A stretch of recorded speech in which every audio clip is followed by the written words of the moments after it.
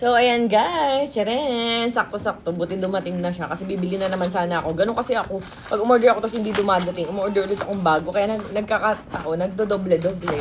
So, ito guys is pangkulot ng hair lalo. Ayan, kasi wala pa akong pangkulot dito sa Laguna. And minsan talaga gusto ko curly-curly ang aking hair. And nakita ko kasi ito daw yung pangmalakasan talaga na pangkulot kung ikaw ay mga hairdresser. Oy, may free pa siya. May free pa siyang ganitech. Ayan, mga pang-ipit-ipit.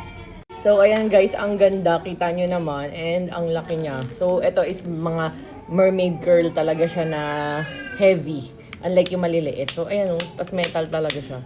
Akira Cosme. Ayan. So, may pang-on. Ganyan. So, sasaksak lang siya. Hindi siya, yung pwedeng hindi nakasaksak kagaya ng isang na-try ko. Pero, ayan. Mas maganda rin kasi yung ganito kasi napapainit ng sobra. So, ayan. Testingin na natin siya pagganahin.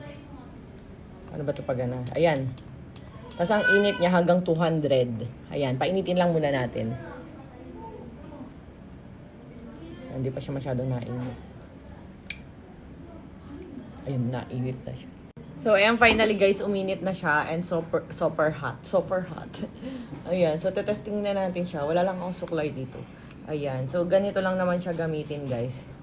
Iipit mo lang siyang ganyan and umuusok nga siya ng bonggang-bongga. So, tetestingin natin kung maganda yung curl niya. Gusto ko yung ganito, yung planchang mainit talaga. Ayan, yung parang umiinit talaga ng bongga. Kasi ayoko nung parang ang tagal bago uminit. So, ayan, ganyan siya guys. So, gano'n natin ito dito. Sobrang laki ng curl niya. Perfecto sa mga gusto ng big curls. So, gaganyanin mo lang siya. And tcharan, luto na. O, diba? Ganyan-ganyan, wavy-wavy lang na ganyan. Ayan, kasi minsan, diba, parang OA na kapag maliliit yung curls. Ito naman, heavy-heavy, ganon. Ayan siya. Ganyan natin. O, diba? Kasyang-kasya yung hair ko. Ayan.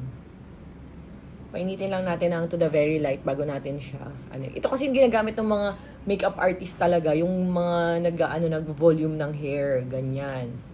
So, heavy duty yung ginagamit talaga nila. Ayan. Ganda niya. Parang lakas maka-fresh lang. Ganun. So, testingin lang natin yung kabila kasi tinatamad ako magkulot ng lahatan. So, ayan. Kulutin lang natin yung ibang part. Ayan. So, tinatamad kasi ako maglahat ng kulot.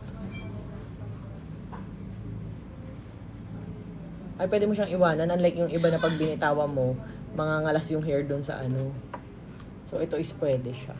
In fairness, very makapit siya. Ayan. So, sa face ko nga pala, Rosmar Premium Tinted Sunscreen lang ginamit ko. Naglagay lang ako konting tint sa lips. Diba? Kahit bare face, don't care. Aura-aura na. Kulot-kulutan lang tayo ngayon. Ayan siya.